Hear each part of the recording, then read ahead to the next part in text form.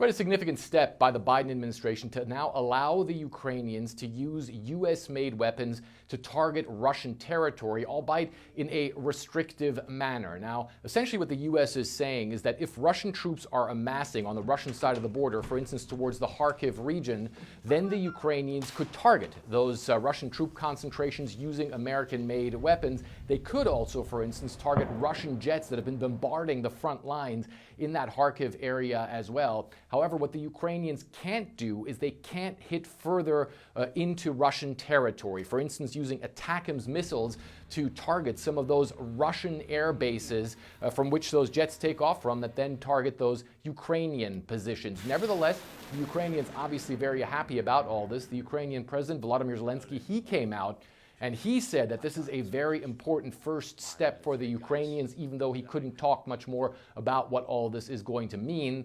The Kremlin, of course, irate about all of this, saying that this shows the degree of the involvement of the West and the U.S. On the Ukrainian side. Another interesting thing about all this is that, as the U.S. says, that they are now allowing the Ukrainians to use American-made weapons to target Russian territory, other NATO allies are also following suit. The Germans, for instance, have come out and now said that the Ukrainians are also allowed to use German weapons to fire across the border, especially, of course, in that Kharkiv region where right now the Ukrainians are facing a massive Russian offensive.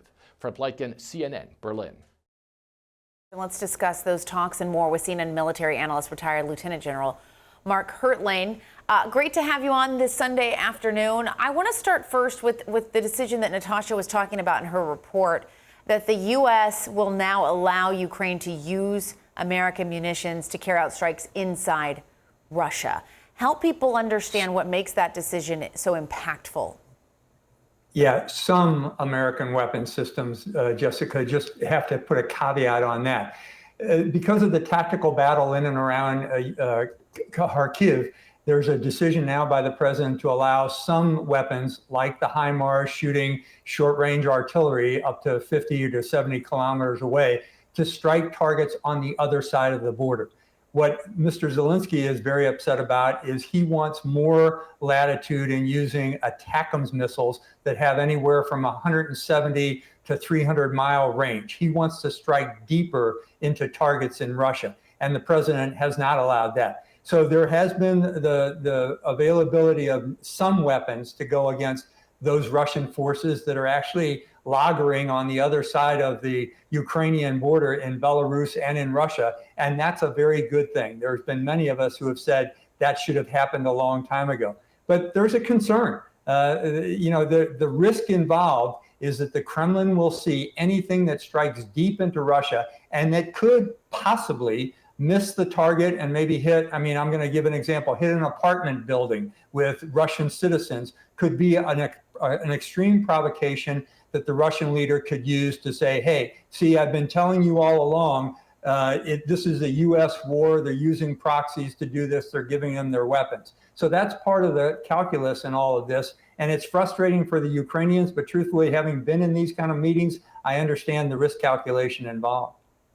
I do want to ask you about what your take is on the CNN reporting this week that the U.S. issued Abrams tanks aren't performing well in the field in Ukraine. There's this discussion about how they were really made for the desert, and obviously Ukraine, not the desert. What do you make of that?